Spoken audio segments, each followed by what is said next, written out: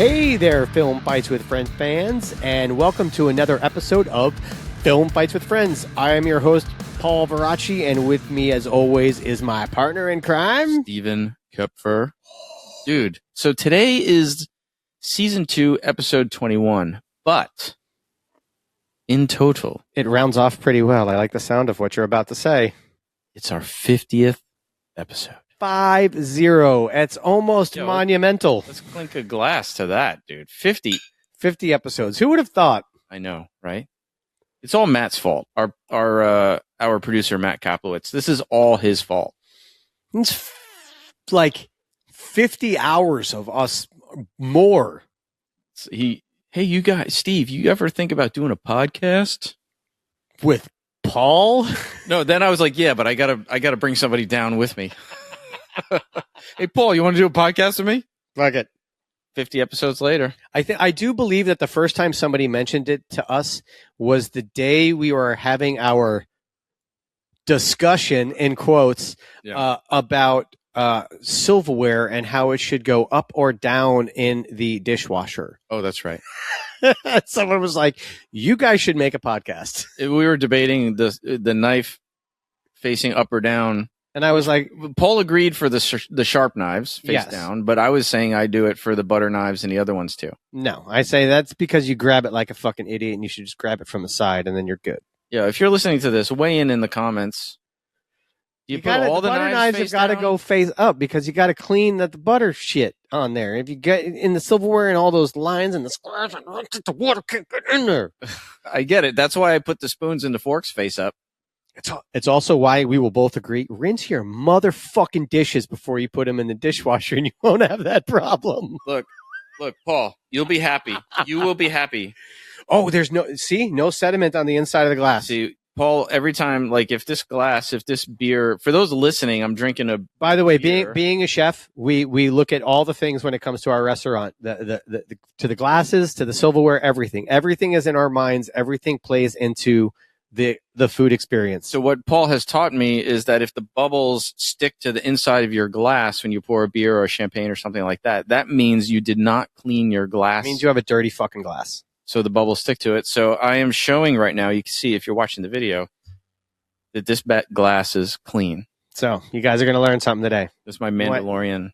If you ever go to a restaurant and you pour anything with bubbles in a glass and the bubbles stick to the side of the glass, you're drinking out of a fucking dirty glass. Yeah, there's probably like soap stuff on there that's sticking, the bubbles are sticking to it. At least that's clean dirt. Well, that's true.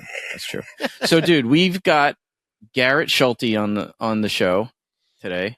What a great interview. Yes. I mean, obviously, I'm pretty sure that every interviewer likes, having someone that they know on the show. But for our 50th, to have somebody that's trained here with us, that I met him, I brought him to the gym after he was a B camera operator on a film that I worked on. And then he moved to LA sometime after that, where he actually trained a little bit with our buddy Hugh Fitzgerald. Hugh. But he wrote, directed, appeared in, edited this film. And it's now available on Amazon and Apple. You can check it out. And he did the color, right? He did color correction. Which honestly, he did the sound design. And the sound design. Dude, this what I love about this interview is a testament. Like, I don't ever want to hear anybody say they can't do it. Right? This guy got it fucking done. He got the crew. He got the actors. And what he didn't know, he skeleton crew. What he didn't know, he learned. And it started in 2021, and it got distributed in 2025, and he made it happen. It's so inspirational.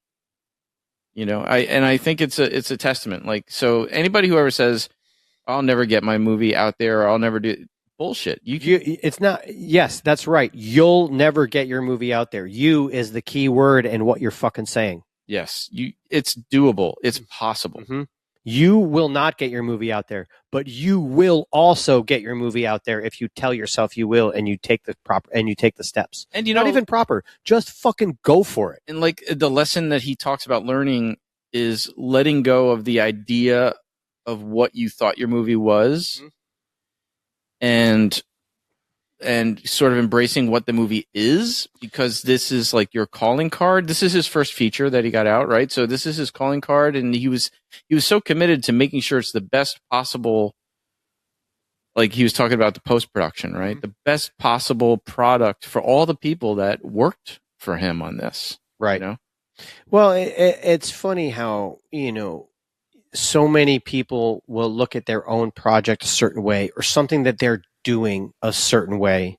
And then other people are like, no, just do it. Just do it this way.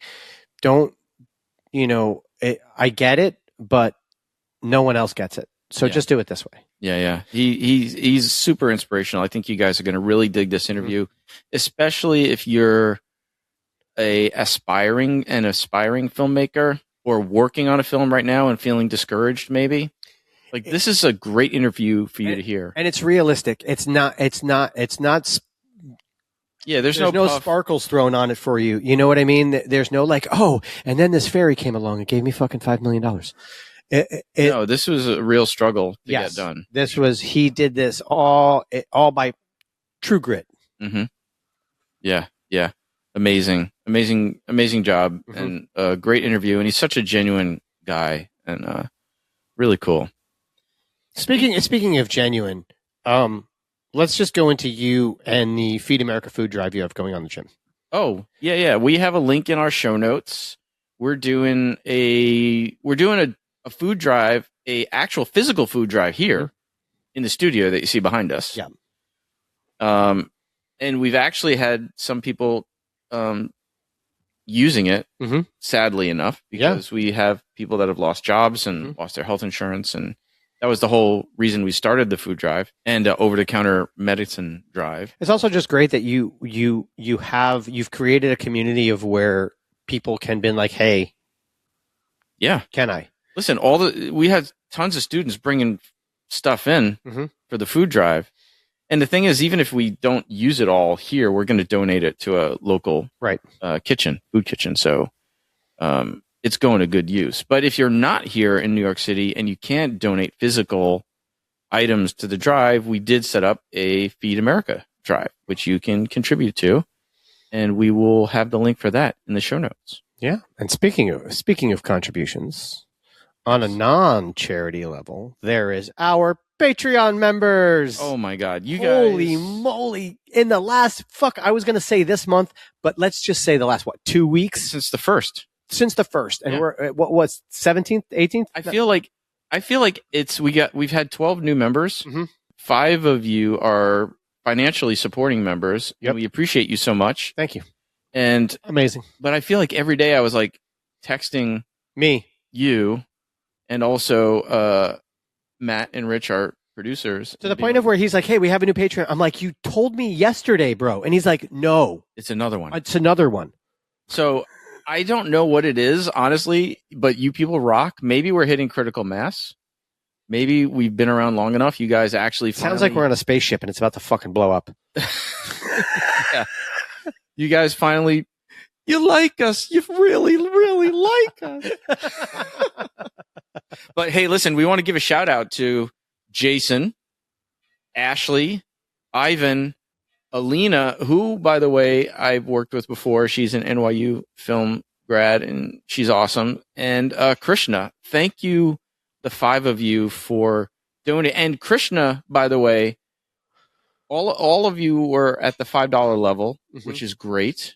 You guys are amazing. Oh, was Krishna the one who chose like her own level? She That's really cool. I didn't know you could do that. Yeah, she upped it to his $7.50 a month level on her own. We appreciate that little extra. You're awesome. Dude, that's so amazing. You guys are great. And keep an eye in the mail because we've already sent out your perks. Well, by the time this episode drops, you've probably already got them, but we did send out your perks yesterday. Your custom pin. And I threw a couple of other little cool prizes in there for you. Very nice. Yep. So you'll be getting a little more than just the pin. Ah, very cool. And of course, you'll be available eligible for all the other stuff. And the raffle that we have. So we're going to have a raffle coming up. Yeah, we're going to do it. We're going to do a giveaway in the season finale. Because of you guys, because we have so many new contributing Patreon members.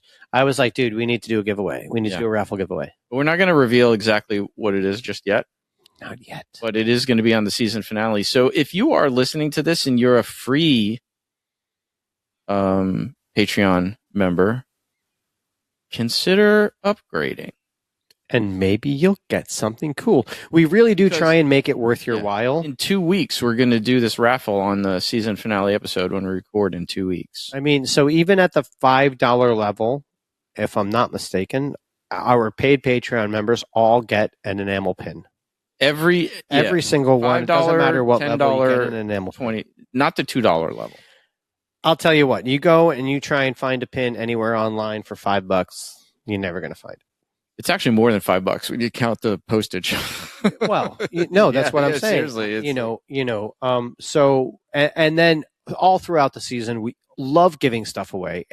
I'm a huge super nerd. I love cons. I love all of the things. I love to give my extra shit that I have away that I'm not going to be able to put on my wall. Hey, listen, to you guys. We have our Patreon member Scott came by. Remember, he was in New York. He came by the studio here, and he not only did he get his pin in person, but he also got the custom Mission Impossible poster. Oh, that's right. He got some good stuff just for coming by. We have tons of stuff to give away, man.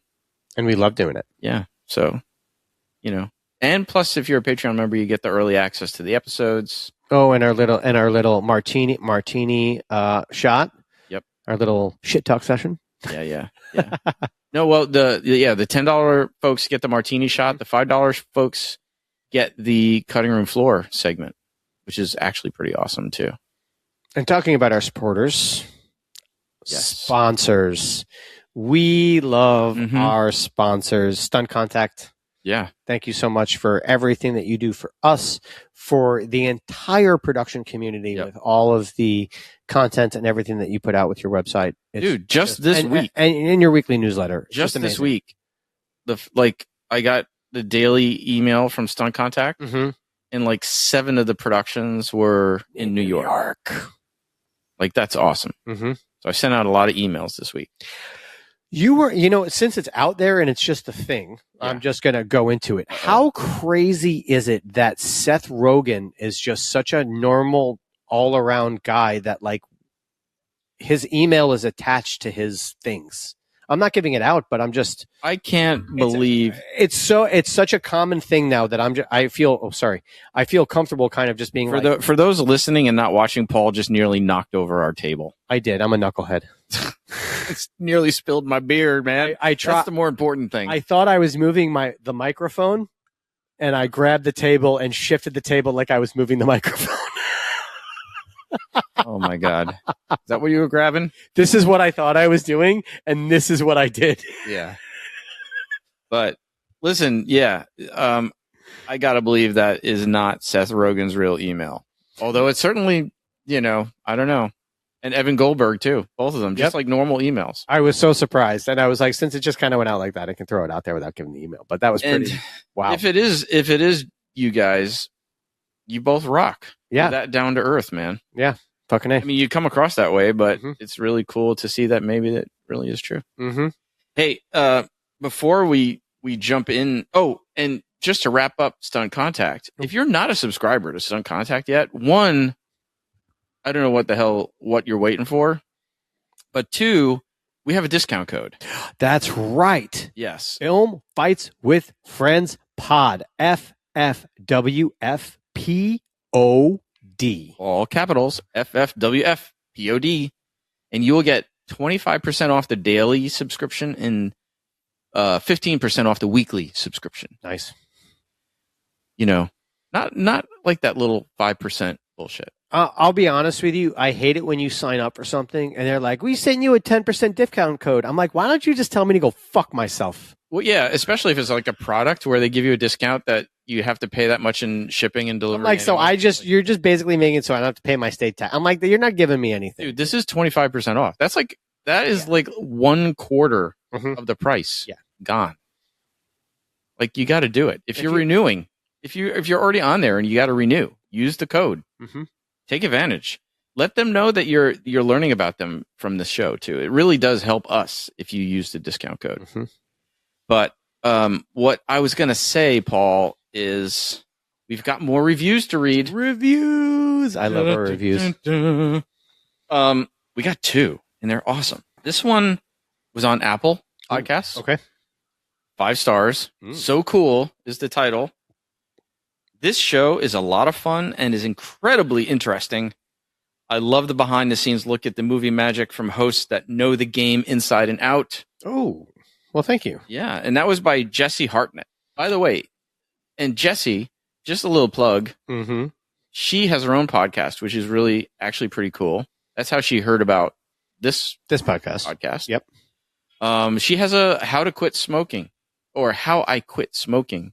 So basically, the podcast is basically just different people telling stories about how they quit smoking, and it sounds like it would be kind of boring, but the diversity of people that she gets on the show, it's really just an interview show. Right. Like ours. Yeah. And it's, you get to really learn about, everybody has a story, dude. And people hate my story about how I quit smoking because I used to smoke. Yeah. I wanted to. Good. Yeah. And I just quit. Yeah. And I smoked. I just smoked because I liked it. Yeah. And then when I started to not like the way I smelled afterwards or whatever, that's it. That kind of overtook how much I like to smoke. And I was like, no, I'm done. Yeah. I mean, I was on the show, so I will attest the drunk cigarette. Oh yeah. Oh, that was the worst. That was the worst one to fucking stop. And that was the one when in the morning when I smelled like smoke, I hated myself.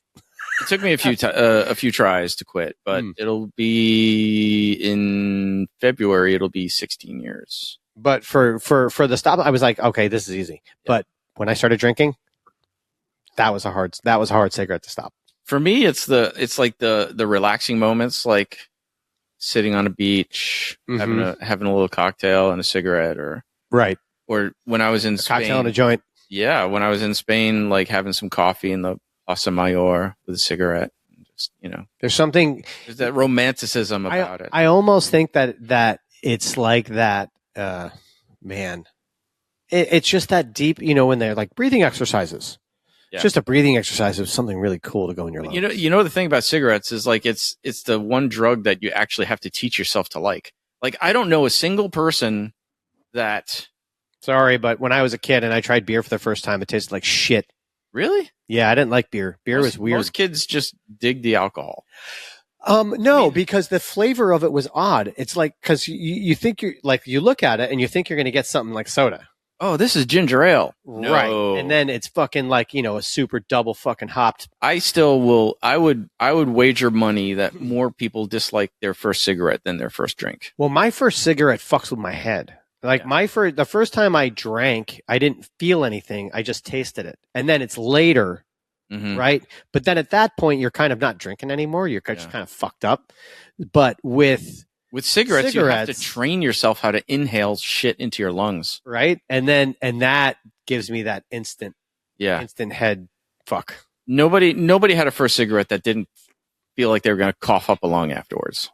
You know what I mean? It's horrible. Mm-hmm. Anyway, we also got another review, and this one is really meaningful. I mean, they're all meaningful. They're all awesome. We love you guys when you give us reviews. So I'll read this one to you. Hilarious and insightful. Do you remember the Odd Couple theme? Of course I do. Can you just quietly hum it in the background while I read this? Oh man.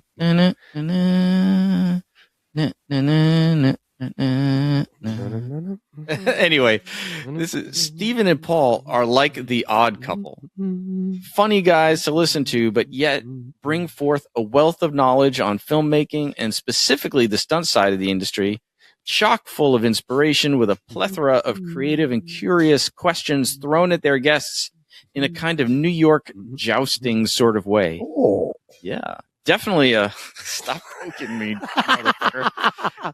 Definitely a couple of film nerds, which keeps the laughs coming, but all in all, genuinely concerned about safety, authenticity, and good old storytelling.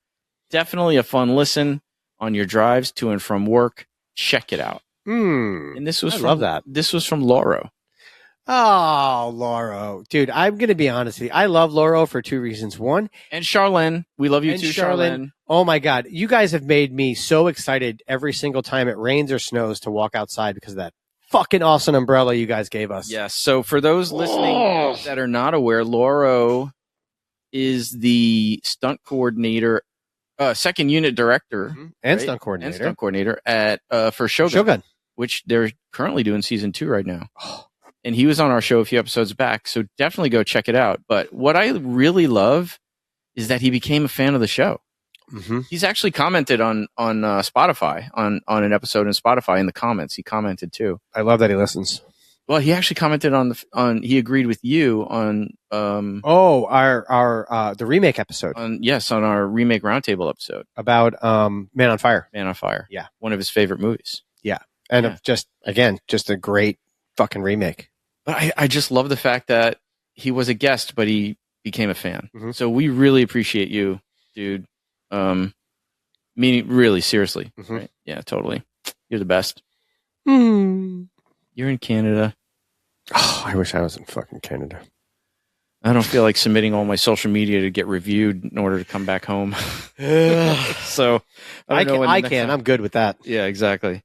So listen, we're wrapping up the intro. We're going to get into this thing with Garrett, but please, just a reminder to follow us, like us, subscribe to us, share us, follow us, all that stuff. And if you want to get on our mailing list, it's fightingwithfriends@gmail.com. And I think that's about it. That's right. Here we go. Garrett, thank you so much for coming on the show. This is super cool. What's going on, buddy? How you doing? Hey, thanks for having me. Man, it's awesome. We love having people on the show, but we even love more having people on the show that have passed through our doors here, like you have. Yes. When y'all asked me to join, I was like, oh, it's so exciting because I feel like I had just started to get my foot in the door there. And then I booked this job in LA and I had to move. Yep. And literally all the time, I'm like, man, I was feeling so good there. I was like learning all this stuff. But then you hooked up with our buddy Hugh Fitzgerald out there. And and that, by the way, for the listeners, that job was a role on the show Elkhorn, mm-hmm. which you can now see on Amazon Prime. And you also worked with another one of our friends on Elkhorn, Eric's son. Eric's son stunt coordinated the show. And Eric, when he was living in New York, was a regular over here too. So yeah. Literally, I mentioned that I had gone like through y'all's doors, and Eric was like, "Really? I know Steven. I know them." And I was like, "Oh my god!" And you really start. It was the first time I witnessed how small the community is. So you guys also know that when I talk about the in prior seasons, you've heard me talk about the fall I took off the roof, the job I never should have taken, the high fall. Oh yeah, Eric worked on that job with me. That was one of our first jobs. Yeah, that was on a like a shitty Bollywood movie. Yeah. and Eric and I were on the roof almost getting sunstroke together.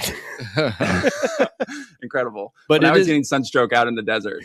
And it is true though about how small a world it is. Mm-hmm. Like because so for the listeners, I met you, Garrett, on that one take movie that we worked on together that still will probably never see the light of day, I guess. But oh, look, I forgot to turn on the timer. Let me do that. People can hear our troubleshooting here. But anyway, Steve does everything on a clock. I do. I have to. Everything. I mean, when he would set those rounds, he had to go around to each person in the class. I was like, all right, we only got 2 more. We might get into the rest spot. But yeah, so we met on that one take, and you were the B camera operator. And which honestly, but it was like, honestly, that was a great experience, despite how like kind of it shit the bed at the very end in post-production and stuff. But it was a really fun time. It was a really challenging experience. It was awesome. Literally. So Kayla Windsor, who was like DPing that. Yeah. She was a DP on my movie, and she had been a first AC on a different movie that I worked on.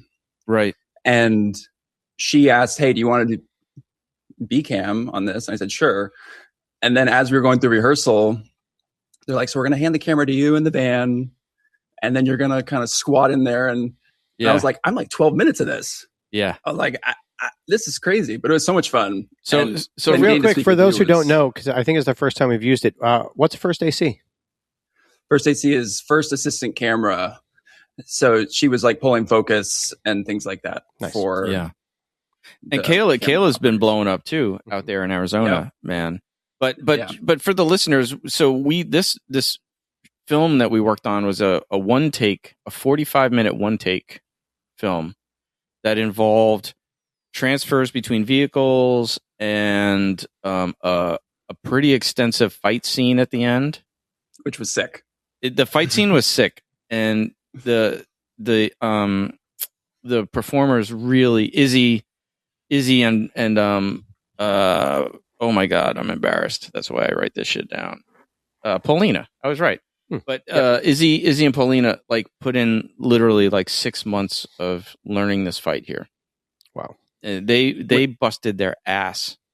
They were plug and play on the day for sure. Yeah, when I heard the process you all went through, where you were like, yeah, we brought them in and they got to do all this training for this moment, I was like, that's the dream. Yeah. Literally, you get so long to prep. Like, as someone who had not really been in the industry, coming in kind of fresh then, it was like, that's so cool. That you get to build those skills in that. It was really awesome. And what's cool and getting, I don't know if I'm just saying the true is getting paid for it. Yeah, that was good. Exactly. Getting paid to do that is just like, you know, like when everyone's like, Chris Pratt, blah, blah, blah. When he became star, he got paid fucking $20 million. I would look like that too. Yeah, exactly. But I learned. I'm going to take that extra time. I learned a ton on that project. And it's so interesting, Paul, like doing a fight scene like that, whereas, you know, on a one take where the whole thing's a one take, one mistake and the whole film is messed up. And so it's almost like like training someone for a fight. Like once they go into the cage, they're on their own. There's no cut. Let's do that again. You know, it's like, so I remember like I had to wait all the way up the block, you know, while they did the fight scene and just trust that they would get it right. And Colin was the camera op there, and he was honestly the third person in the fight. He's a big reason why the fight came out looking so great. You know, it's watching all of his movements when they were doing the rehearsal. Yeah. Like, and just watching the fight progress, but then how he was helping sell whatever it was in the moment, and it would kind of shift each time because it's live. Like, incredible. It was great. Like, Colin Walsh, we're talking about it. Great job. And it was like a 5-person fight. It was like Paulina and Izzy, and then the others get involved. And it was it was really, really challenging. And everybody did a killer job. You know, learned a ton. But to the point, that's where we met you and Kayla. Yep. And brings it back to this movie. But also, when it comes to shooting a one shot, one of the things that I noticed is that, and it kind of helped me, as weird as it is. Like this is so weird, hard to say. So you ever watch yourself spar, and you were already in the moment, and something happened to you, and in your head it happened, you know, very, very quickly. But when you play it back in your head, you're like, I saw this in slow motion.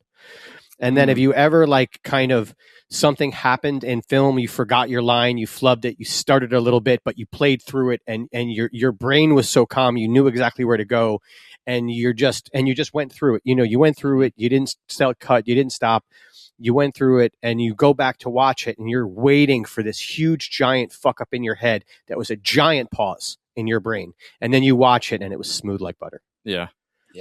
That's kind of, it's so weird how that's how your brain is working, and then it goes to show what the camera sees and what you think you're doing and what your brain thinks you're doing and what you actually see on camera, and to always just go through it, just go through it, just finish it, don't ever stop. Literally when I do self tapes, if I have a flub or I hang up on a word, I'm like, let's just restart. And then when I go to watch the tapes, I come across a take where I'm like, this is the best. This is it for sure. And it's the one that you thought you fucked up, right? We got to restart. I'm like, no. So now I've learned, hey, like you're saying, just, yeah, even though it feels like we have control, those moments, it's actually like the art, the humanity of the fight, the scene, whatever it is happening, and then letting it happen and releasing that control, which is scary. Yeah. There was a great, I forgot who it was, but he after he got this great role and it was amazing, and he put up the self-tape of him in the audition, and he's like, I screwed up here. He goes, when I hit myself in the face with the script, he goes, I forgot my line, but then in the moment I decided to keep going, and it worked so well that and just, he's like, and I think that's why, and they're like, yeah, that's why you got it. Yeah. And he's like, yeah, I fucked up there. And he's like, I just decided to play it through. So here's a segue for you. What do you think? Here you go, Garrett. This is a segue. Great. No, we just talked about this great experience making a movie that has never come out, but your movie came out, and that is an amazing So A Sky's Forest. You've been working on this film for years, and it is out. Mm-hmm. You made a fucking movie, dude. And that is just completing a film and actually getting distribution. It gives me goosebumps. Yes, is a massive applause, right? Yeah. Massive applause. That's a huge thing. And you did it on your own. Yes. You basically, you did like what indie record guys do when they're selling their records out of their trunk. Yeah. So like the post-production process and distribution was all basically just nose of the grindstone going. And I mean, we really want to dig into that whole process, because I think your experience is really could be very inspirational for other indie filmmakers out there. So tell us, how did it start? I kind of know basically from your telling me, but give us the bullet points. Like, where did this movie come from? So we filmed in 2021 in September, and COVID was starting to move out of like the worst part of it. Right. But like things were happening, but I had just I went to acting grad school from engineering, graduated in 2020, March of 2020. Oh, wait, so you graduated with an engineering degree first? Yes. Interesting. Yeah. By the way, just as an aside, one of the co-hosts of one of my other favorite podcasts, Just Shoot It, is also now a film director, but actually went to school for engineering.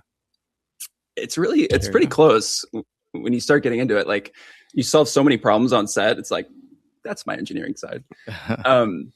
But so with COVID, there was such a feeling of, I'm not going to be brought in for stuff. So I started wanting to make my own project, and also, not to get too deep politically here or whatever, but I felt the way that the world approached COVID felt very polarizing. Like it felt like it was hard to come together as a group. Yeah.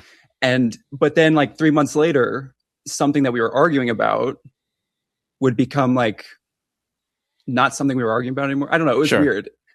And everything was in flux back then, but definitely the polarization was a real thing. It still is in this country, but I get it, as without getting political, but that's the environment that you were working in. Well, there was it was basically like, look, you got to get vax to work, you got to get vax to do anything, and then all of a sudden it was like, you can just come back. It was just kind of this weird ebb and flow, and I thought, well, wouldn't it be interesting if you used a movie where, and also coming from like engineering, artistic side, the way they view each other can be weird at times, where like it's like they're trying to say their job is harder, or it's really funny. Whatever. There are parts of your movie now that are actually starting to click in my fucking head. Yeah, because I went with conspiracy theorists, scientists, and they both kind of had the truth. That kind of makes sense now that you're telling this. It's like because you had that's why you had this double I don't get it in your, because holy fuck. Now it's all clicking. Yeah, Jesus Christ, man. You had the I was conspiracy. like, dude, that's awesome. You had the conspiracy theory guy, and then you had the astronomer. The science. And she thought she was going to change the world, right? And he thought Bigfoot was real, and she would never change the world. And in reality, like, they came together, and both things were true. And if they were just willing to maybe like work through these things together, they would have gotten to this solution quicker without all this carnage. That's very deep. Yeah, maybe too deep. No. I love it. I freaking love it. Like, yeah. I wish I had had this interview before I wrote the review. I'm gonna have to go amend my review. No, your review is great. I actually loved your review. I read the review to my family. They're like, "That was a great review." I was like, "I agree." Check is in the mail, right?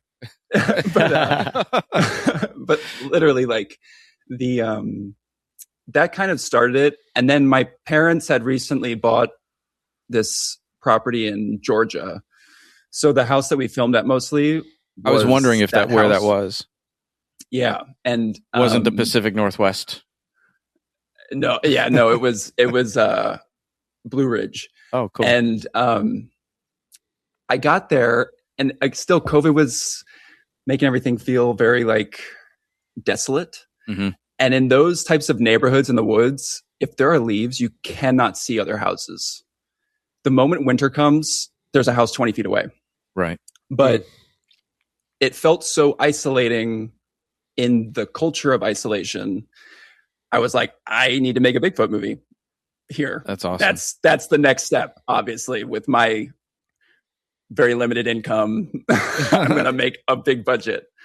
Well, it all starts with an idea, right? So exactly. Yeah. So that's where it all kind of started. And that was in like March of 2021. So that's basically like a year. Yeah, that's a year to right, because COVID really started in March of 2020. 2020. Yeah. Yeah. And then started writing the script. And when we started having to figure out how to do the practical effects, because that was a big thing. I didn't know VFX people. So a big thing was like going back to these movies that inspired me, right, from 70s, 80s, 90s. Sure. Where they did a lot of practical things. Dude, the practical effects on this were great. I mean, I know you sent us some B-roll. We'll drop in like with the wire gag and the arm ripping off and all that stuff. That stuff was pretty dope. That was good. I like that. Yeah. No, it and I think when you're making it too, there's a level of, you see these very practical things and you can hear everything on set, and there's a level of like, is this going to work? Yeah. I don't know if it's going to work. Mm-hmm. And then you start putting in and putting it together, and it really starts to get there. And dropping in the sound design was pretty awesome too. The Sasquatch footsteps were pretty sweet, dude. Yeah. Like, it's amazing how much the sound can change the tension, right, of a scene. Well, I mean, it's like, so the place where I started to see that was when I would edit like little fight scenes that I did a long time ago.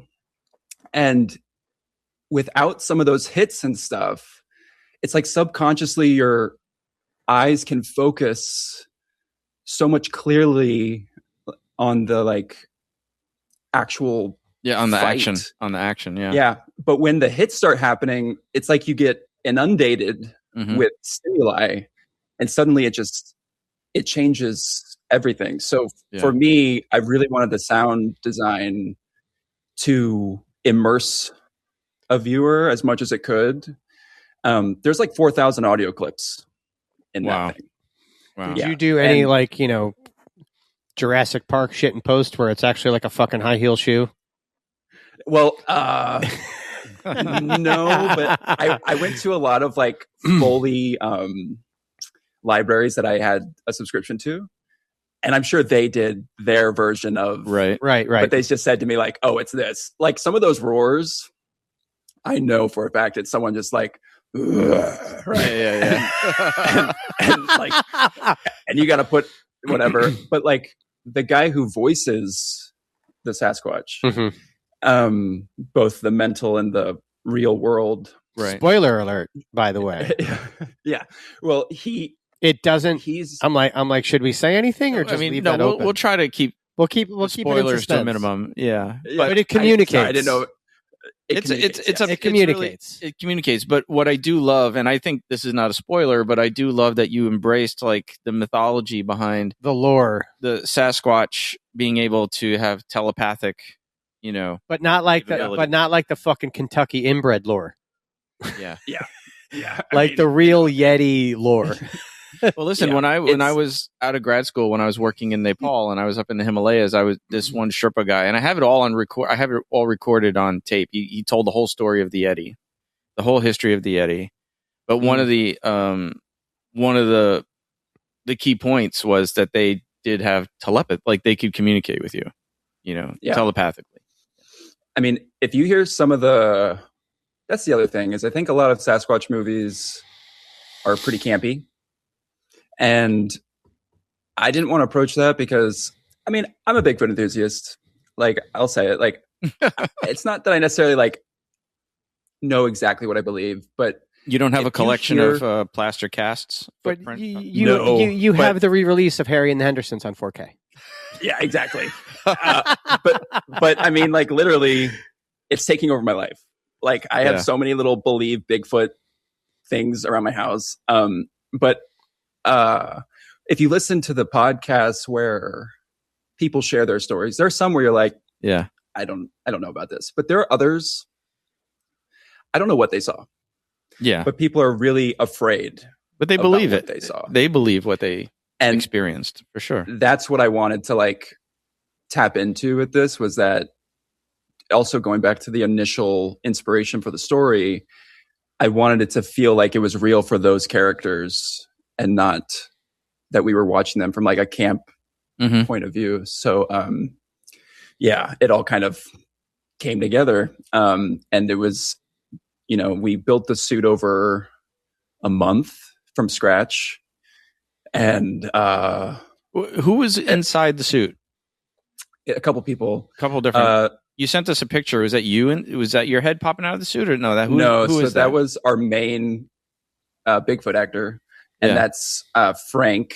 Yeah, and I know him from Florida, and he's about my size. Frank Kramer. So, yeah, Frank Kramer. Yeah, and we basically made a Lycra suit molded to me with the muscles and the fur, and him and I were similar body type, and similar height, everything. So it fit. But then I would go in the suit when he wasn't there. Copy that. So, yeah, crazy. Yeah, man. Moving in a creature suit, you think about all these wearing a costume. Mm-hmm. Yeah, when you wear a costume, it changes your move and stuff. I'll tell you what, you put on a suit where you become this jacked creature that's 8 feet tall. It changes your mindset about how you walk, how you move, and it's wild how that can just. It's pretty amazing. So that's cool. Yeah, it's you got to play make believe, right? So was Kayla? How did you meet Kayla, and how did she get involved in this project with you? So in October of 2020, I went and did a movie in near San Francisco. I can't remember the town. But it's basically in the woods. And as I said, she was first AC on that. And I appreciated her work ethic, and I appreciated the way she approached her craft, and she was super nice and chill. And as I was approaching this, I was like, who do I know that is good with cameras and wants to pursue, camera operating and director photography? So I called her up and I said, hey, is this something you're interested in? I'm making this super low budget indie movie. And I think she was actually in Tampa for another reason. That's where I was at the time. And we had lunch and she was like, I'm in, let's do it. So she got all of her equipment together in Arizona and brought a ton of equipment to help our production value. And think it was her lenses. We had a camera body from someone else. She brought a bunch of lights. Like, it was just incredible what she did. It looks great. Mm-hmm. Like, it looks like the footage is amazing. Yeah. Amazing. Sometimes when someone's like, oh, I made a movie, and you're like, okay. Yeah. And you go and you watch it, and you're basically watching 2.5 hours of fucking found footage. Yeah. And a lot of times that's what you, in your brain, I don't think you mean it, but you're kind of expecting. So This was so shot so well and so crisp and so not found footage. Yes. It helps really just let you turn the brain off and immerse yourself in it. So yeah, I want to say congrats to that and kudos to that, because it was shot beautifully. Well, thank you so much. And I know she worked so hard, and our first AC was also doubling as our first AD, and that was Julie Schultz. And she, like, we were on set, we're like, hey, can you pull focus? And she said, yeah, I'll do it. And literally, like, all of it, basically, crisp, like, just incredible. And for those listening that don't know what pull focus means, that means like the person handling the focus of the lens of the camera is not the person holding the camera. Like, so somebody who's not in the industry, you've got the camera operator focusing on handling the camera, but you've got the person controlling the focus. It's a second person on a different piece of apparatus where they're controlling it. So it's almost like you've got two people working in tandem to get the shot. Just so people, and it's such a hard skill. It's so hard that you have to really know what's coming in the scene and be ready for it. It's just incredibly difficult. A lot of times, if you've ever been on set, there's someone that's just kind of sitting there staring at a screen, and they've got these little dials 4 inches from the screen, and they're just sitting there. That's what they're doing. Yeah, they're focusing. Yeah, because I've talked to people about that, just not in the industry, and then a lot of people are surprised. They just, like most people, assume the camera operator is also focusing. He has a lot of help, and the trust that goes with all the different people that work in a camera department is so key to that camera person being able to get those shots.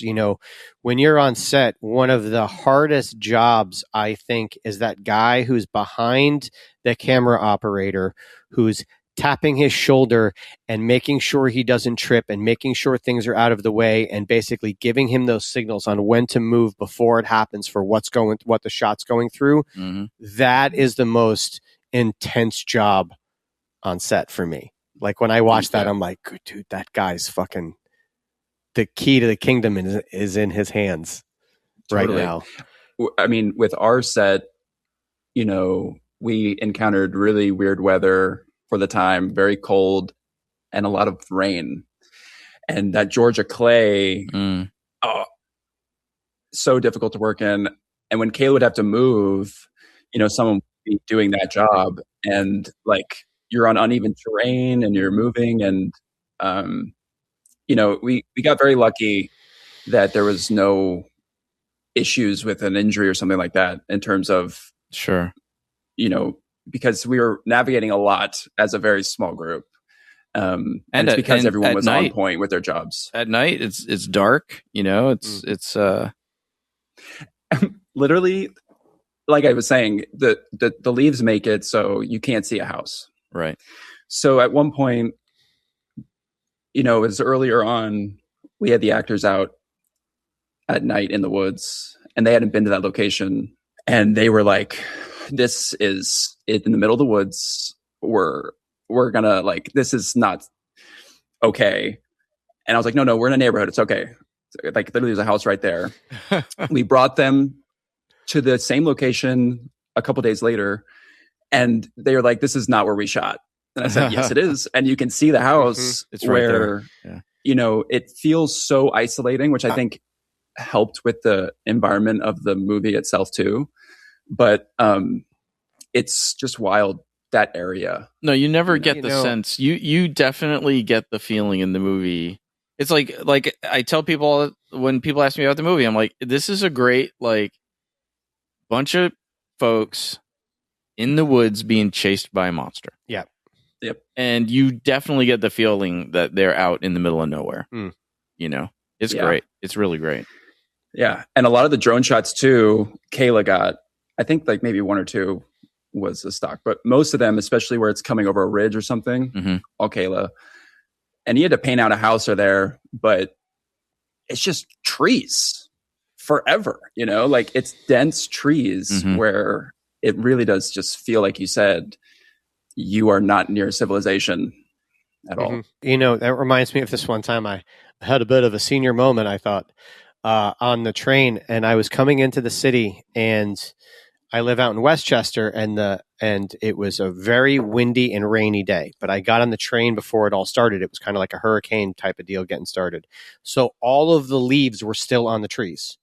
So when I looked out before I got on the train, like at the parking lot, it was all the leaves on all the trees. 8 hours later, when I'm coming back in, the wind and the rain blew all the leaves off the trees, and I got off what was the same station. But when I got off, I looked around and I was like, where the fuck am I? And totally. I thought I was at the wrong train station for a good 2 minutes because it just looked so different without those leaves being on the trees. So it was crazy. So you write the script, you assemble your crew and cast, and how many shoot days? Like how long did this take before, or to finish at least principal photography? We shot for 13 days for principal photography.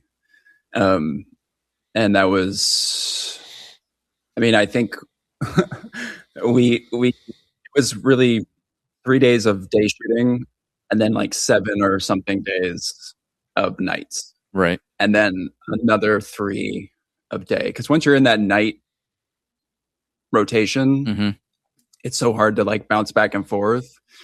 So, we filmed over 13 days and then maybe like 1 or 2 days for additional shooting later. If we were getting like Bigfoot footage or something like that. It was a pretty like intense, even with 13 days, a lot of trying to fit people in. And again, Julie on the first AD part, which is first assistant director, she was assigning schedule and making sure we fit everyone in before they had to go somewhere else. It just was she good at cracking the whip? You needed the first AD's got to crack that whip, dude. Yeah. I mean, I think the thing about Julie is that she's as invested into the story as she's a director. She was directing actually the movie that I met Kayla on. Oh, cool. So I think she can see, you know, as that director side of like, oh, I see what you're trying to do, and can also get sucked into it. Kayla almost was more so at times coming up to me like, you got to move on. Like this is not going to happen, or we've got it, you know? So, well, it's kind of like if, I was just thinking, I was like, that's why there's always actor directors, not actor first ADs. Right. Yeah, exactly. Because you can get invested. But otherwise it's like, it was crazy. I mean, you're definitely a multi-hat wearing guy, though, Garrett. I mean, writer, director, actor, B-cam operator. You know, you're editor. You edited this film. Yeah, I edited. I did the color for it. Oh wow! I was going to say the color was. Oh, thank you. It was great, especially in the dark. I'm a big judgy of like, can I see what's going on in the dark? It was very well, and the color correction was great. It was great. It was just enough saturation, but not too much, you know? Really especially in the night. And I think, you know, and the dragging scenes. Dragging scenes with the moonlight. Very well done, very crisp, very sharp. Thank you. I really wanted it, you know, I wanted it to lean into the, like this contrasty almost film feel, because if you can see, it's like that really fine line where if you can see into the shadows, all anxiety kind of disappears. Right. But if you can make those shadows super dark, but still see the light lit parts, which was basically just one massive light. Right. Because Kayla had very little help with lighting except for like actors moving stuff. So it was just one big light. Boom. And we had to navigate around that. And then, so I did the color, sound, any VFX you see, I did that. Yeah. And then, while we were shooting, I was running a Kickstarter while directing and act. Like, it's been a crazy 4 years. I mean, did you have to, were you learning on the go regarding VFX and all that stuff? Yeah. Oh yeah. Yeah. It's like hyperfixations, you know? Yeah. And I think about 2 years in, it could have definitely been this is what it is and I'm done.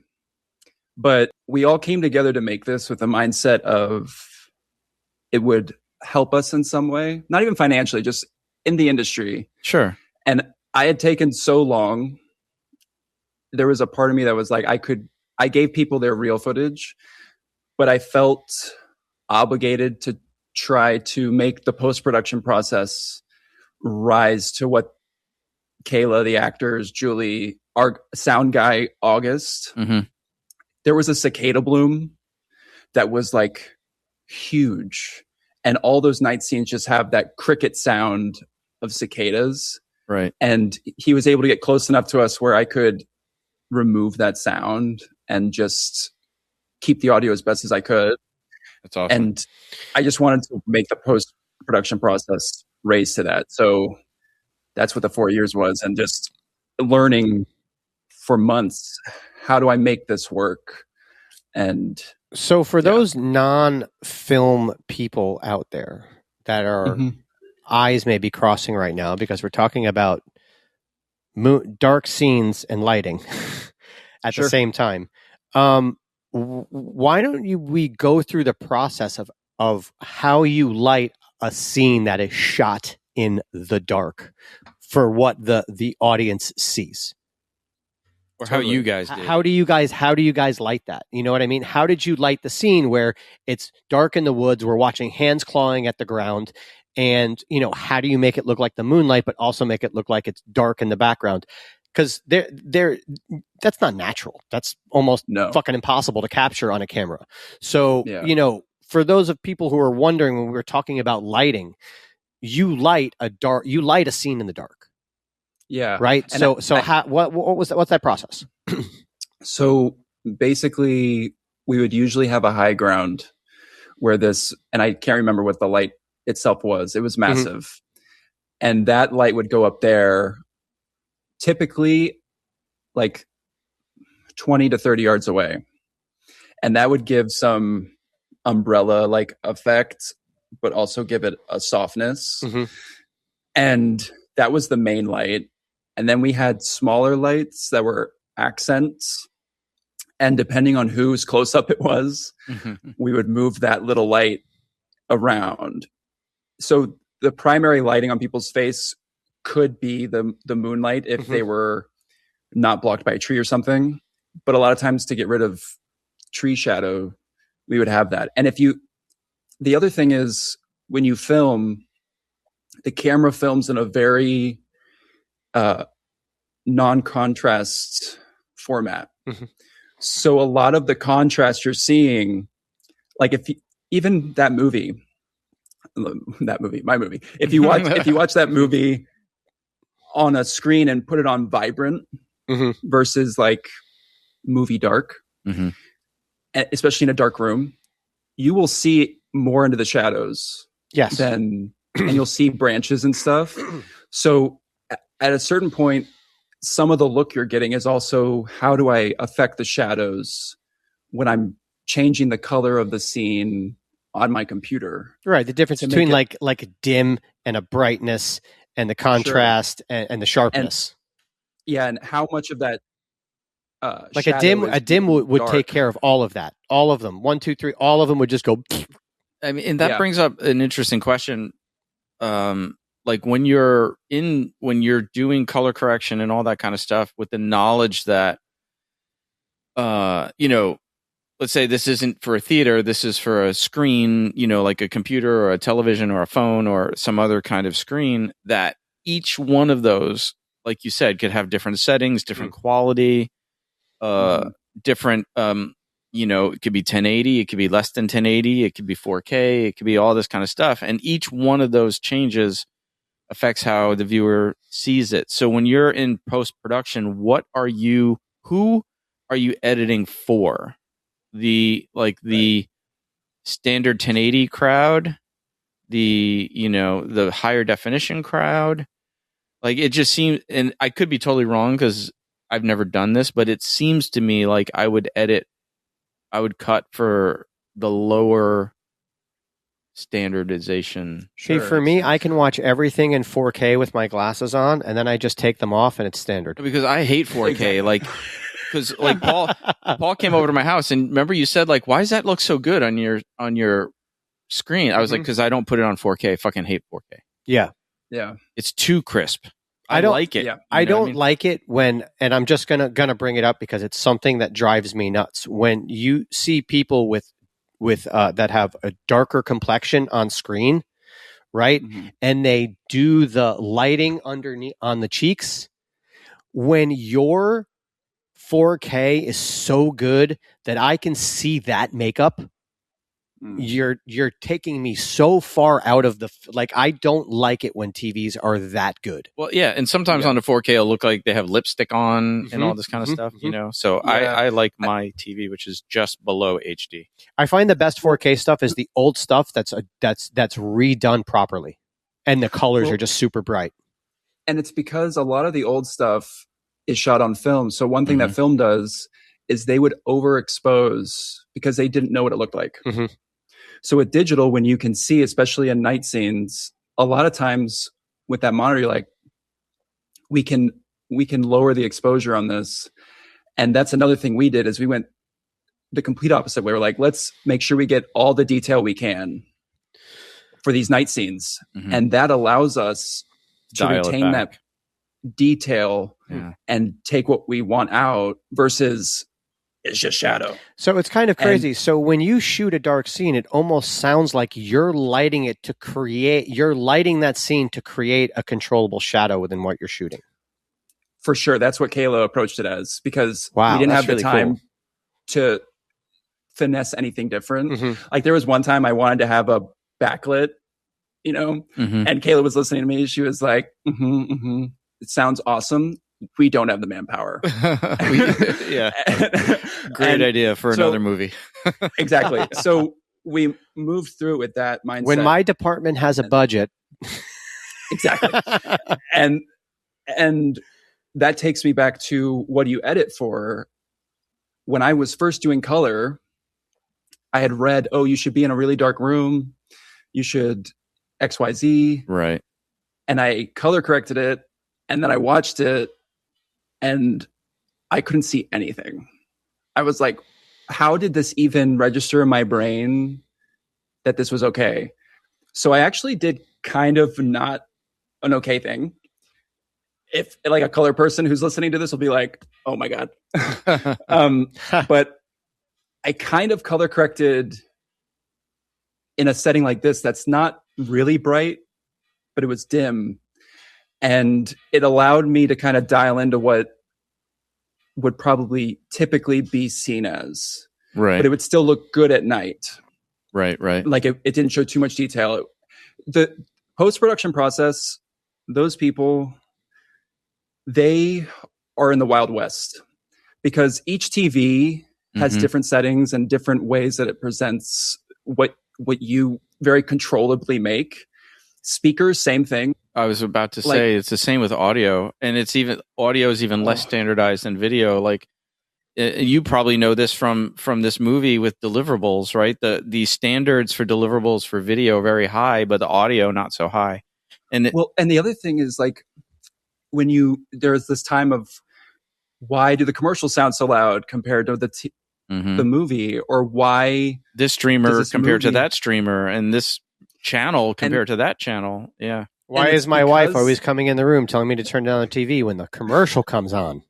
Exactly. Yeah. And it's because or the opening credits are always really fucking loud.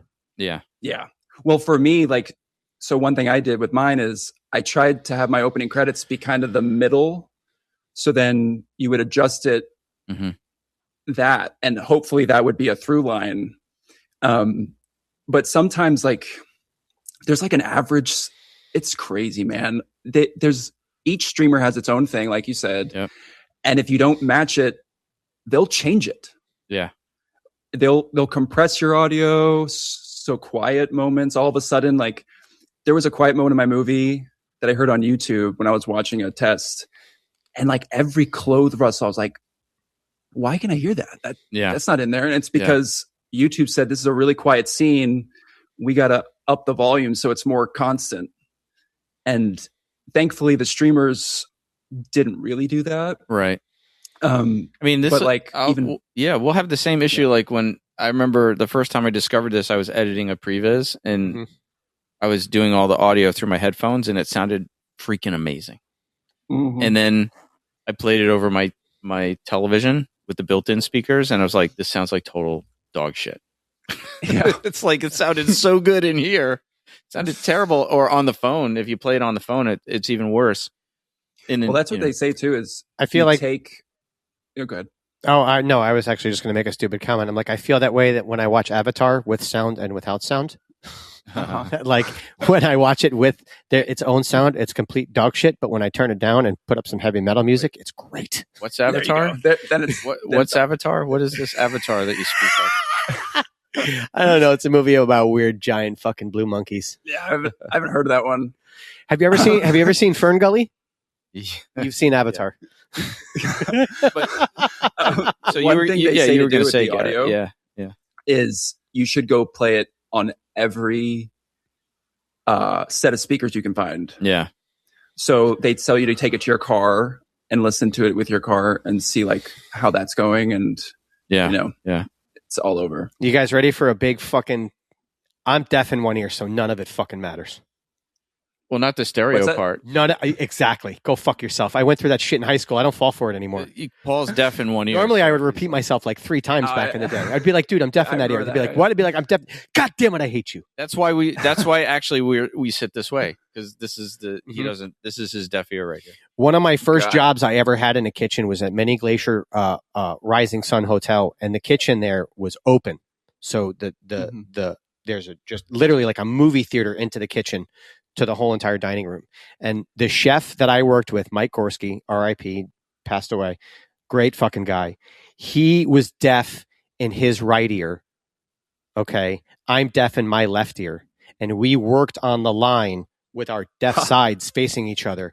And they basically just got a comedy show of this guy and I screaming at each other because neither of us could hear the calls. Wow. That's awesome. Yeah. So in a setting like that too, I mean, it's really crazy. So you finish you spend all these years on post production, and then what? How do you get? What's your process then? Because now you have now, in case we mentioned it in the intro, but this is available on Amazon, it's on Apple, and so how do you go from I finished my movie to getting it out there for people, and like what choices did you have to make? Like as opposed to like why didn't you put it on YouTube, for example, or why did you go here versus there? Or, I mean, the deliverables kind of leads into this question because you had to deliver this stuff. Like, what's the biggest what's the biggest do to get your movie out there? I think the biggest to do to get it out there is just besides finish it. But part of that is releasing your. I had a phrase where it was like, inhibition? I had to release the inspiration and accept what was there. And find, like, they say that you have 3 times to make the movie. When you write it, when you film it, when you edit it. Like, it's going to be different. And when you're so close to it and you're editing it, you have what you saw in your head. I had that. And I had to release and be like, well, this is the movie, the story. This is what I saw, but this is what I have. Exactly. And love it. Learn to love it. Otherwise, if you're the one doing the work, you won't get to the finish line. That reminds me of when that's really good fucking advice, man. Yeah, it is. It's like, it reminds me of when I was back in the day when I was working in pediatrics. We used to one of the things we would talk about is like when a child isn't matching up to the expectations of what a child would be, like the parents expect, like, you know, when you're having a kid, you imagine my kid's going to grow up to be this and that and this and that, or like whatever. And parents use the word disappointing. Yeah, but then your child goes into something else, you know, or you know, there's, you know, and so then you kind of have to let that imaginary child that you had go. Totally. And then you have this other amazing child that is amazing. Right? But no, my dad still went with the word disappointing.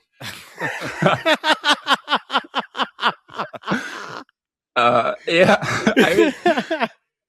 I think it sounds like that's the metaphor you just gave, basically, like the film version of it, right? For sure. Exactly. It's the same. Like when I would show people, so this movie, when I first showed rough cuts before I started going through all the posts, was an hour 45. And it had a lot of character stuff that I really loved. And I thought, oh, this is great for character. But a lot of it was in the first act, which already moves. I mean, it's I like it, but some people might be like, well, I didn't find this interesting. I want the Bigfoot. Yeah, they want to get to the... I cut like 13 minutes. Yeah. Largely from the beginning. And it's that idea of like, when I cut, I was like, oh, this doesn't change the story. It doesn't change. Right. It's just things I know. Yeah. Sometimes being objective is a huge, objective and not vain, you know, within your own creativity, it is a big step. Steve and I found that when we were writing. Yeah. I was about to say, cause sometimes you get too close to it. Right. So we just finished this draft of a screenplay, and we gave it to 2 screenwriter friends of ours to read it. And both of them came back and said, you guys write really great scenes, but some of these scenes don't have anything to do with your story. Like you went down this rabbit hole of an amazing scene that really has nothing. It's not helping you tell your story. And you really got to think about losing these scenes. And we did. We went back and all except for one. We're like, no, we're not getting rid of this. No, we did keep one. I mean, there's somewhere we kept one, and it was basically the speech. Yeah, it was great. We couldn't get rid of it. Generally, it was great advice, but it was really hard to cut those. In fact, we just finished our 3rd draft, and I finished reading. Thank you. I just was reading it to Paul, and I was like, you know, we had taken this scene that was like somewhere in the middle of the movie, and we made it the opener, and then we cut all the stuff out of it. And then when I went back and started rereading the final draft, when I got to the end of that scene that leads to the opening credits, for a split second, I was like pining for the stuff we cut out. Right. But I was like, but this really works. But this really works the way we have it right now. And there are times where I look at some of that old stuff and I'm like, I could use it in a trailer. I could do this. I could do that. Like, and it's still there, but for the deliverable itself. So that's the first thing is find the love of what you're actually working on, and don't be so hooked on what's made you start the project in the first place. And this doesn't have to be your one and only. There's always a next time. And sometimes when you watch movies, you know, just like we do, you'll watch a movie by a director and you'll almost kind of been like, I feel like the studio fucking got in the way and they were kind of go here. And then the next movie they come out with, you're like, okay, so they obviously made a deal that was like, totally, you're going to do this our way, and then we'll give you one you can do your way. And you're like, oh, nice. And I'm sure you've learned a ton of things in the whole process of deliverables and distribution, but what was the biggest, oh my God, I had no idea this was coming moment, like what you had to do to get this out there? I think it was, oh man, that's so hard. Cause I think it was like overcoming fear. I don't know. Cause once you have the deliverable, right, you have to look at the companies, and there's a lot of different ways. I tried getting to festivals. That didn't work. Sometimes when you get into a festival, someone will then buy your movie, distribute. How does not getting into a festival? What do you mean it didn't work? Like, I just got rejected from the festivals. They didn't accept. Right. Yeah. They didn't take it. Yeah. So like you submit it and then they watch it. And about 4 months later, you get an acceptance or rejection. Sure. And I kind of aimed for larger festivals too. And it's not really that type of movie, but I was like, why not?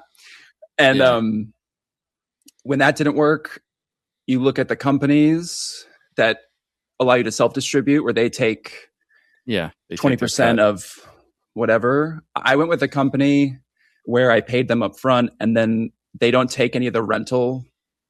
They don't take any of the on-demand buys. But if I were on Tubi, they take some of that. But there's obviously give and take because they're offering me a door that I don't have access to. Sure. But once I had that, honestly, it was knowing that when I sent it, I could no longer make changes. And I held on to that for so long. And even now, like, I haven't watched it. I've rented it, but I haven't watched it because I can't turn that part of my brain off. Right. And I'll be like, oh, I should change that or that. And now it's for the audience. So it's kind of like... It's almost like why Adam Driver says he never watches movies he's in. Yeah, a lot because I don't watch them that way. He's like, I watch them to see what I fucked up and what I didn't do and what I could have done better. And he's like, why fucking do that to myself? At least I'm pretty sure that's why. But a lot of people don't watch a lot of performers and filmmakers don't watch the final cut. I think I forget who it was. I just heard an interview with a director, Linkletter. I think it was Linkletter. He said he doesn't really go back and watch them at all. You know, like he was doing a screening recently with Ethan Hawke, and he watched the movie for the first time, he said, in like years, like 20 since it was out, you know. And it's like, at that point you have enough distance, and you're like, oh, that was cool. But like in the moment, there's a level of, you keep wanting to craft it. It's like that thing in theater, actors will say on the last performance, after doing hundreds, right, it goes, oh, I get it. And then it's over, you know. And it's kind of that mindset. And then also artwork, like that was probably getting the artwork to deliver to them. It was not on my radar. I thought it was gonna be super easy. And then they had a bunch of different formats and color that I have not. But once you have the actual movie, if you can release it, sorry, go ahead. No, that was. I think it was me, not you. I was going to say it's kind of weird, only because I've just been starting to listen to a lot of like indie rock groups and you know, the process of staying away from record companies, and it's so weird that the film industry when it comes to a beginner director, and then the music industry when it comes to a new artist, the music industry will actually give them the money, put them in the studio, give them all the equipment, and pay for that album. And they will make that album, as opposed to where a director, it's completely the opposite. You got to get all that shit done by yourself, prove you can do it, give them that album, right? And then maybe. Yeah. So it's just, I find that it's kind of weird that they won't just go into the formula of being like, okay, hey, you know what? You're the new guy on the block. We'll bring you in. You do it our way. Boom. Here you go. That never happens. It's such a weird how the industries are completely opposite. I'm curious, Garrett, because I'm on the fence about the value of festivals, or at least shifting opinion about. My opinion shifted about the value. What is the value of festivals? And I'm curious as your opinion, not having gotten into the festivals. Like, I'm not sure if it's necessary. I mean, like, I think are festivals vanity or are festivals necessity? For the festivals that we've had our shorts in and stuff, and that I've had my shorts in, the value from the festivals came from seeing it play in front of an audience and watching their experience with it. It's almost like a focus group experience, and then totally and also the networking if it's a local festival. So like you said, you overshot maybe on some festivals that you know what I mean. I think that festivals can be very valuable if you have a realistic understanding of where your movie is in the pecking order of movies, and like, you know, not submit to, you know, South by Con, you know, Cannes, or whatever the fuck you call it. Like, if you understand. And plus, those big ones, if you do get accepted, it costs you a fortune to actually market it for. It's like when they give you the Hollywood star. It's like, yeah, that's great, but it costs you like $10,000 a year in upkeep. And so, but my point being, like, the money that you would spend on, let's say, promoting a festival run, you could just self-distribute and put that money into marketing. And I think that's the big thing. A lot of people that I asked about this feel very similarly. With festivals, like if you get into smaller festivals, it's that same kind of focus group feel. You get to, network with other filmmakers, but you may not have the opportunity to sell your movie at those smaller festivals. So you're spending this and you get the wreaths, but it doesn't really like actually help push that film commercially. But you may not get a chance. You may not sell your film at the big festivals. Like these days, films are already bought and getting ready to be distributed, and they're premiering at the big festivals. A lot of the mindset. Yeah, a lot of the mindset is that the festivals are shifting away from the indie and more towards catering to the studio.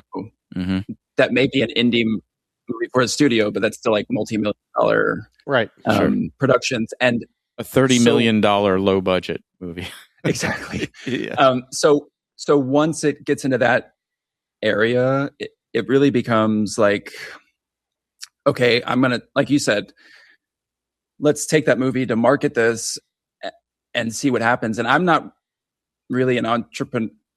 Like in terms of marketing, that's not where my brain is. This is like a whole nother shift for me in this process. But having to come to terms with how do I promote this movie? My cousin, who's a director, he told me when I was editing the movie, he said, a lot of filmmakers think I made the movie, that's enough.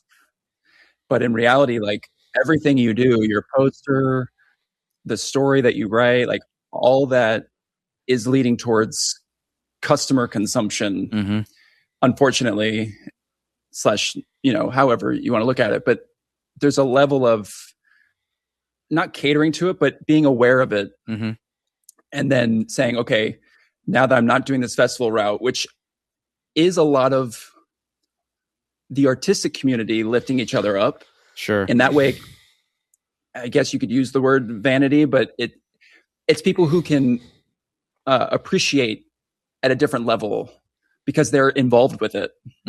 Whereas the customer, they just want to feel something, even if it's that it's bad. It's the business part of film business. And I was going to say, now, saying what you said before about the film, kind of when you were talking about the trailer, was like, I was like, you could actually go two ways. You could do two different types of trailer. You can do like the one rant of the Bigfoot, conspiracy guy and all that stuff. And then you could do another trailer with the scientist and her conspiracy, and then just do the orb stuff. And then you're hitting two completely different fucking markets. And then when they see this fucking movie that's just a giant Big Mac of fucking awesome, you're but as a single movie, you're kind of going to like boom boom both sides, and no one really knows what's coming. But they're going to be like, you kind of hit two different ways, and it'd almost be kind of cool if the trailer goes kind of like side by side. That's awesome. Yeah, that's a great idea. I might take some of that. Fuck yeah, dude, go for it. Yeah, you could have opposing trailers. Yeah, focus on the science, focus on the conspiracy. It's like Dueling Dragons roller coasters, where it's like back and forth, intertwines. Yeah. And you're at the same place. So there you go. So now that it's out there and you're pushing it, and it's sort of, that process never ends, but it's kind of done. You're kind of done with this. You're at an end point, a soft end, what's next for you?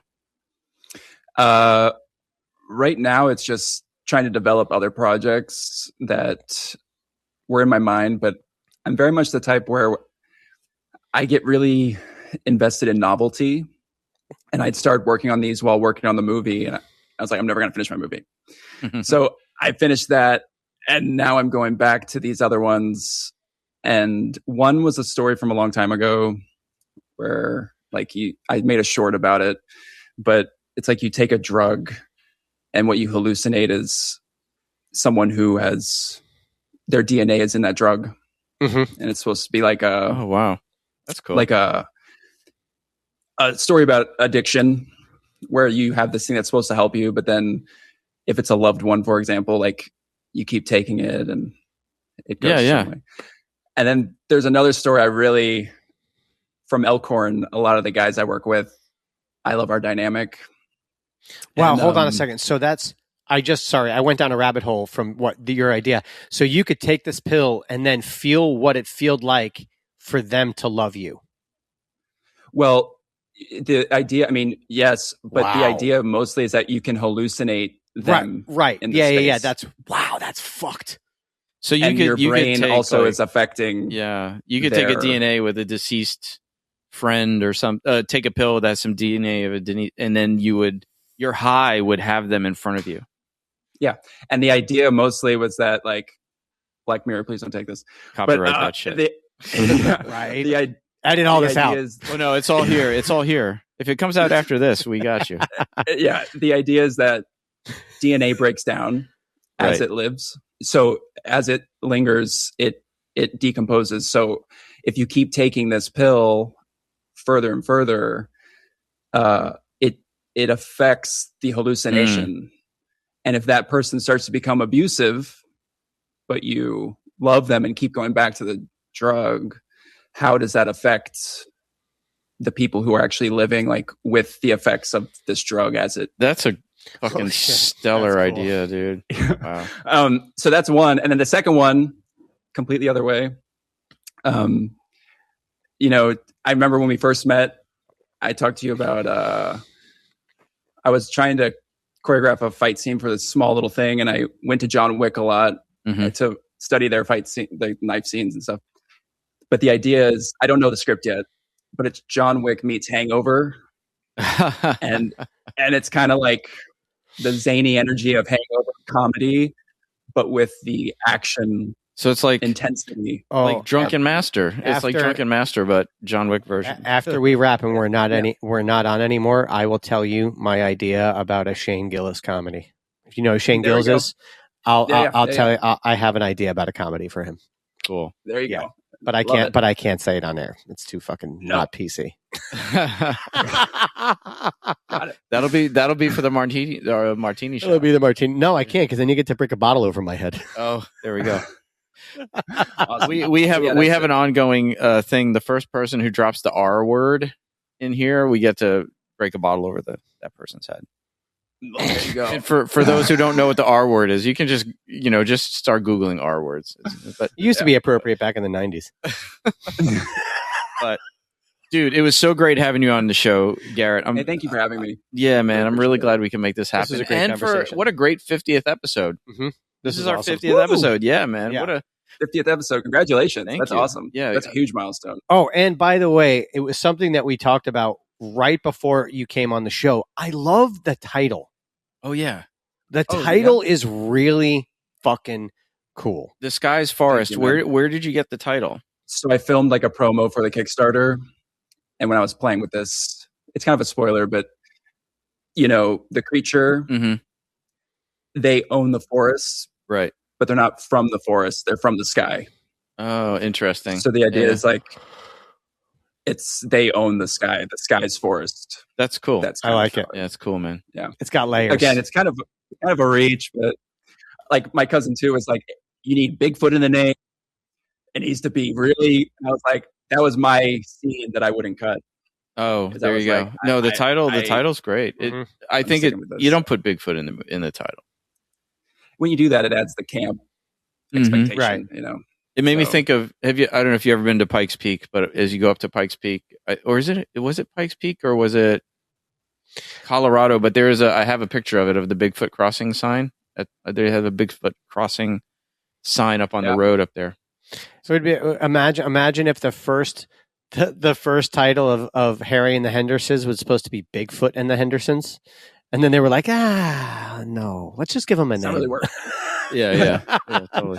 So, dude, this was great. Thank you so much. We were so glad we could make it happen, man. It was awesome. Thank you all so much. Everybody go out and rent A Sky's Forest. For sure. Yes, please. That would be awesome. That'd be incredible. The Skies Forest. Yeah. And thank you all for everything you're doing with the knowledge you're sharing with this podcast. Like, it's just awesome. Really love listening to the episodes. And thank you. Thanks, man. Oh, thanks, man. We appreciate it. Yeah. Cool. Yeah. It's awesome. All right. Take care. Adios. Have a good one, buddy. Adios. Bye. Film Fights with Friends is produced by Stephen Koepfer, Paul Varacchi, Press Record Studios, and Breakfall Studios. This episode was engineered by Richard Butler. This show is powered by our supporters at Patreon and is a registered trademark of Film Fights with Friends, LLC. Original theme by Ahrue Luster.